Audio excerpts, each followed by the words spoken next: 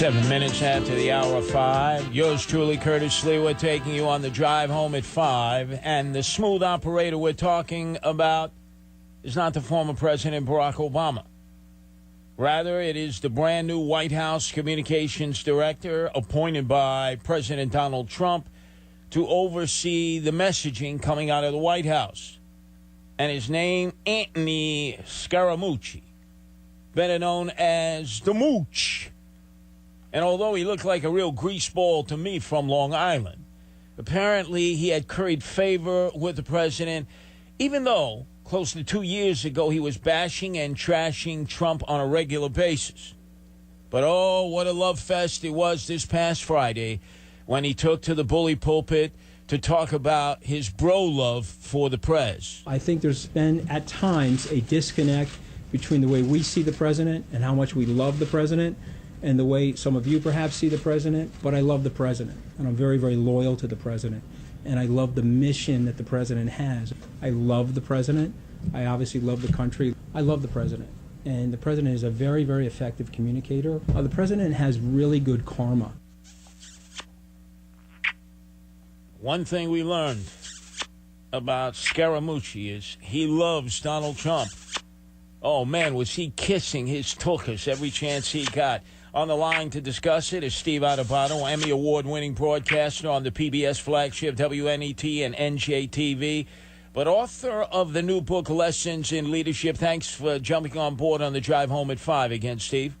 Curtis, my pleasure, but before I talk about Anthony Scaramucci, can I just say, Curtis, I love you. I just want to let everyone know I love Curtis Sliwa.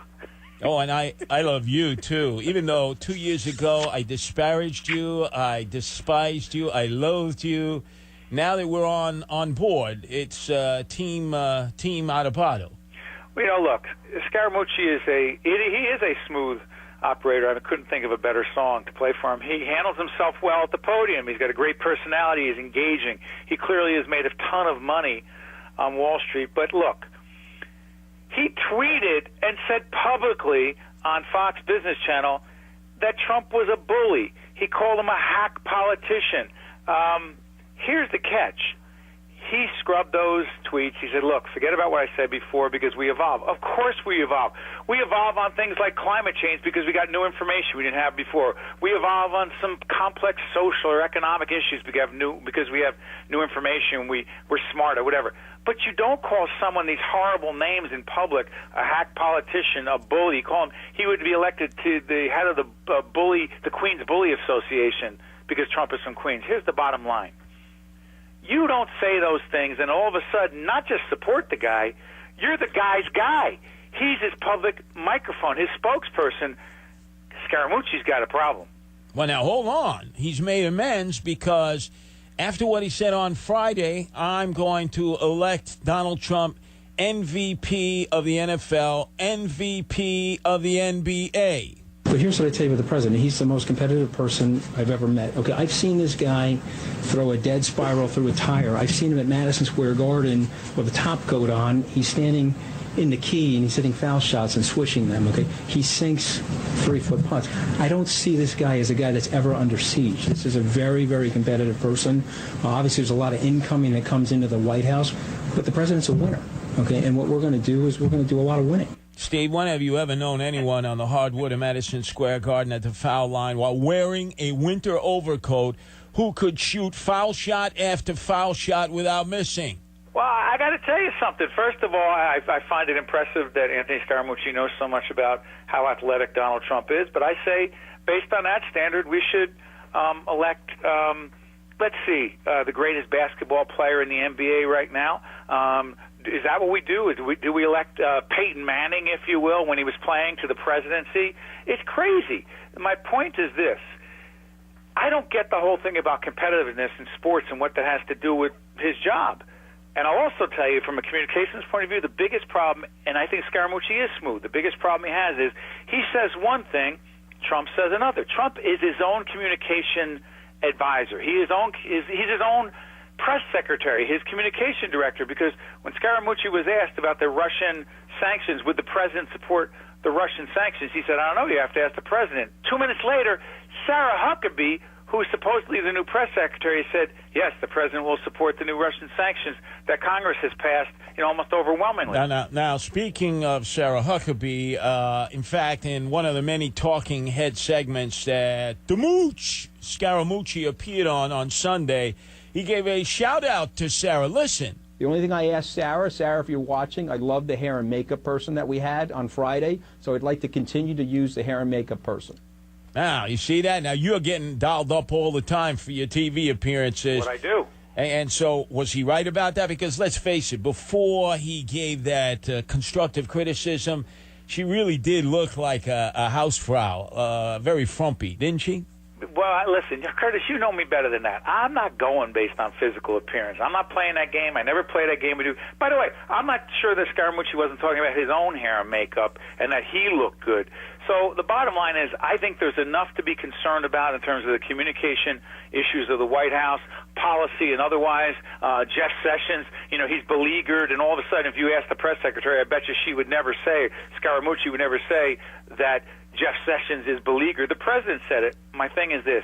Personal appearance aside, this White House has to get its communication strategy in order. The first rule of leadership, it is a lesson in leadership, a lesson in communication, and frankly, Scaramucci is smooth, but you're not going to be able to undo all the craziness going on in Trump's public statements. Well, he had a few slip-ups in his first few days as communication director vis-a-vis yesterday's appearance of the president's lead attorney, Jay Sekulow, who said the president has never talked pardons. I want to be clear on this, George.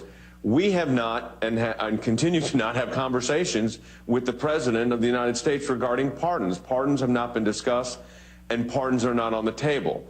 And then a half hour later, the Mooch Scaramucci said something that contradicted the president's lawyer. I'm in the Oval Office with the president last week. We're talking about that. He says he brought that up. He says, but he doesn't have to be pardoned. There's nobody around him that has to be pardoned. He was just making the statement about the power of pardon. And so now all of the speculation and all the spin is, he's going to pardon himself and do all this other nonsense. The president does not need to pardon himself. And the reason he doesn't need to pardon himself is he hasn't done anything wrong. Okay. Steve Adubato, is this guy Scaramucci like a washwoman, a yenta? It's almost like he leaked that conversation out. Let me tell you something. One of the things that you need in a communication director, a public person communicating for you, is discipline, tremendous discipline. And I would say in the case of President Trump, who I'm still rooting for, even though I'm not a fan, I got to tell you, especially because the president is so undisciplined in the way he communicates, Scaramucci has to be that much more disciplined. So frankly, he's got to watch himself with his loquacious style, with his one-liners, with saying, by the way, he was asked by Jake Tapper, I know time is tight here, Curtis, he was asked by Jake Tapper about a source that he had for something he said publicly, and Jake Tapper said, well, who's the source? He goes, well, if you have to know, it was the president. At first he said it was an unnamed source, he didn't want to say who it was. Finally, Tapper pushes him, he goes, well, it was the president. Wait a minute. You've got to be tight and disciplined and buttoned up. You can't be some sort of character putting on a show at a podium. That's not your job. Your job is to communicate the president's message, not to be a character for people to talk about. That was part of Sean Spicer's problem for different reasons because he was the opposite of slick. All right, but Steve Adubato, you're a person who trains many individuals out there in how to be good leaders, how to be good communicators.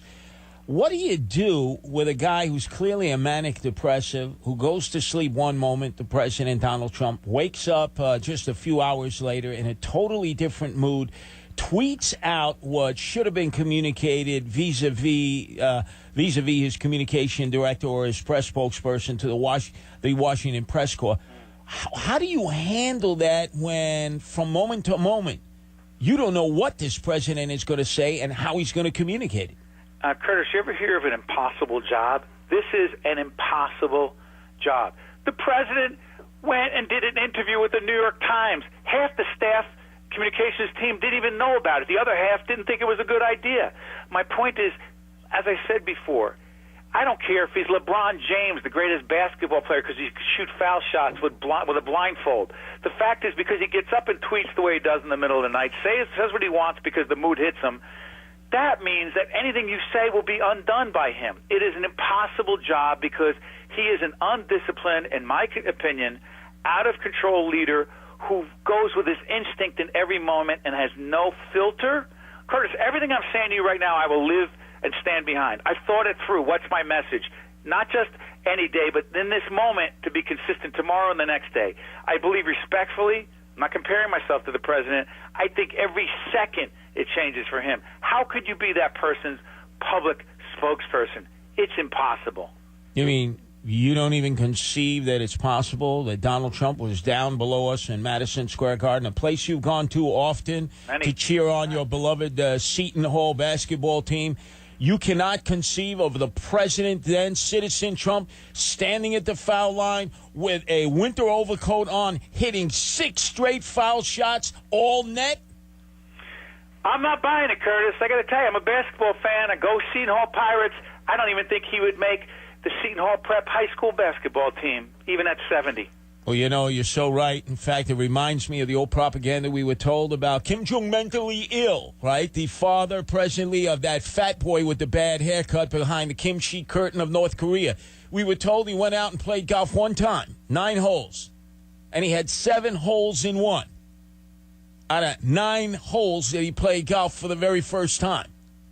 Yeah, that's about Trump-esque, isn't it? That's about, yeah. Pretty soon I expect Scaramucci, the mooch, to tell us a tale like that.